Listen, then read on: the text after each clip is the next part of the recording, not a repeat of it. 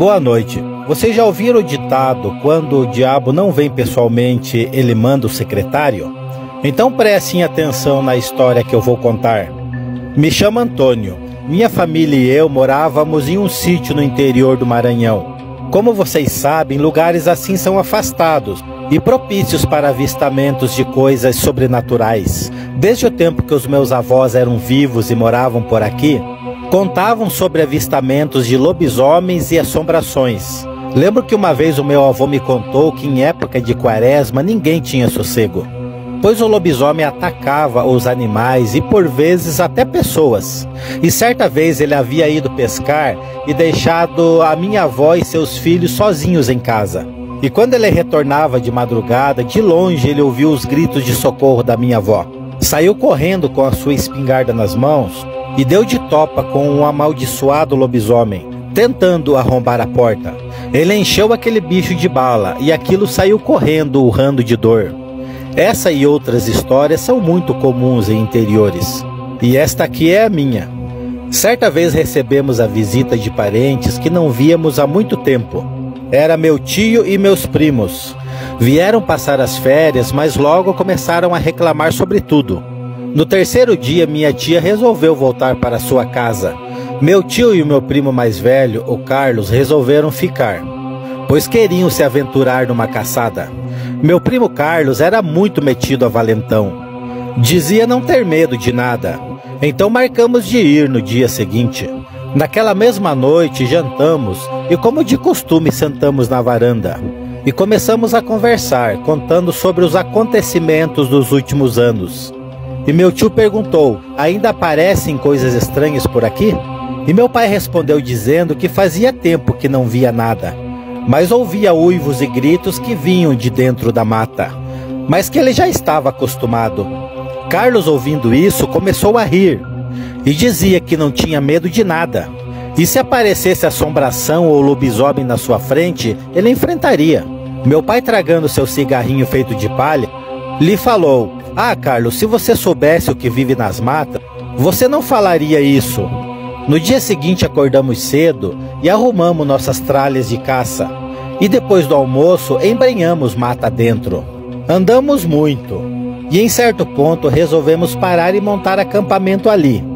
E logo começamos a arrumar nossas barracas. Depois fomos deixar as armadilhas no ponto e também pegar um pouco de lenha, pois já estava escurecendo. Depois de tudo pronto, fomos jantar. Meu pai e meu tio começaram a contar causos que haviam vivido ali quando eram adolescentes. Eu ouvia tudo atentamente, até que em um breve silêncio ouvimos barulhos e grunhidos, e vinham das bandas de onde estavam as armadilhas. Então pegamos as armas e lanternas e fomos verificar. Quanto mais nos aproximávamos do local, mais ia ficando esquisito.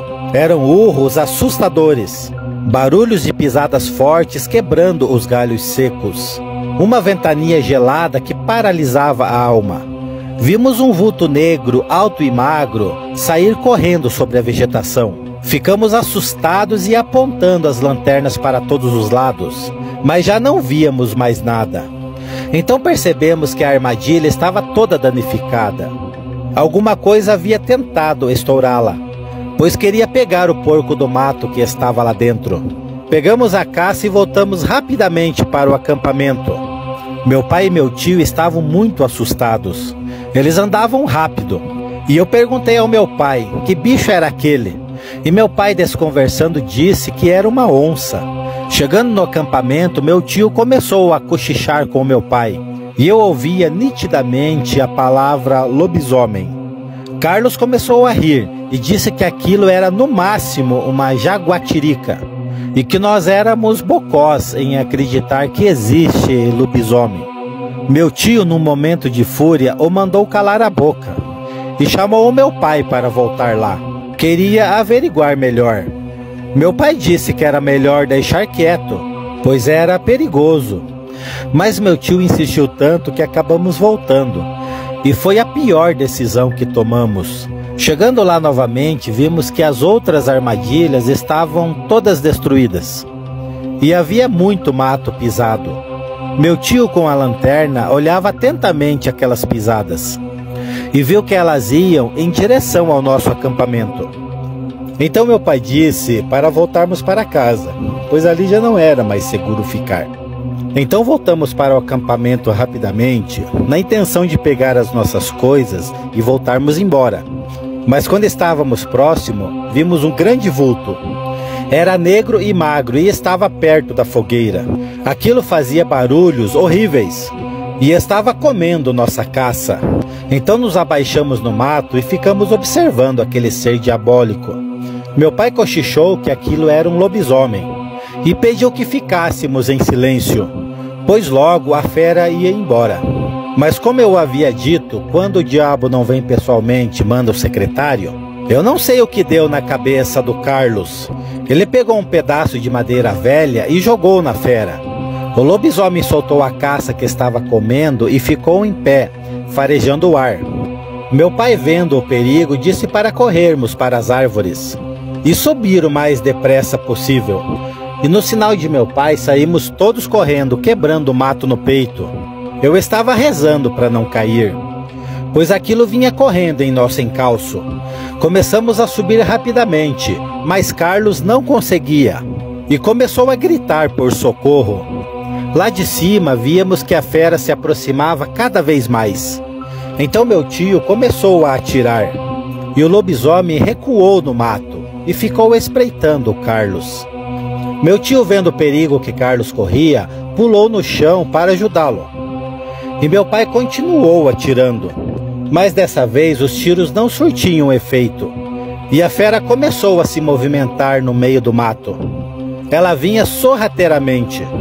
Nessa hora meu pai me entregou a arma e pediu que eu continuasse atirando, pois ele também ia descer para ajudá-los. Meu pai pulou da árvore e eu fiquei lá em cima atirando. E estava desesperado, pois via que aquilo se aproximava cada vez mais. Foi quando ouvimos um assovio muito alto e forte. A fera ficou em pé e farejando o ar. Em seguida, outro assovio, mais alto ainda. E aquele lobisomem saiu correndo em disparada. Aproveitando o momento, eles conseguiram ajudar Carlos a subir. Não ouvíamos mais nenhum barulho sequer. Parecia que nada havia acontecido minutos antes. Ficamos ali até o sol raiar. Aí pegamos nossas coisas e saímos rapidamente daquela mata. Chegando no sítio, encontramos a minha mãe, que estava desesperada. Dizia que na madrugada algum animal estava atacando os porcos.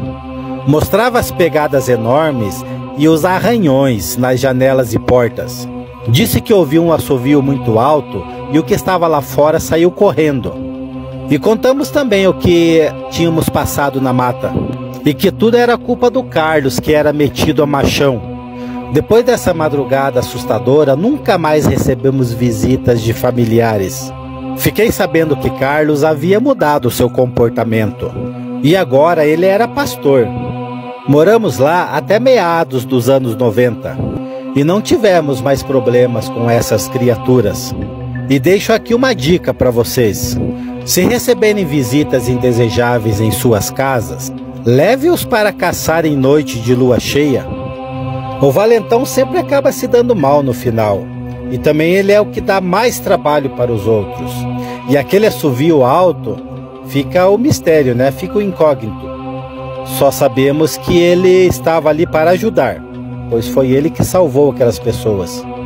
E este foi o relato de hoje. Que Deus abençoe a todos e até o próximo vídeo.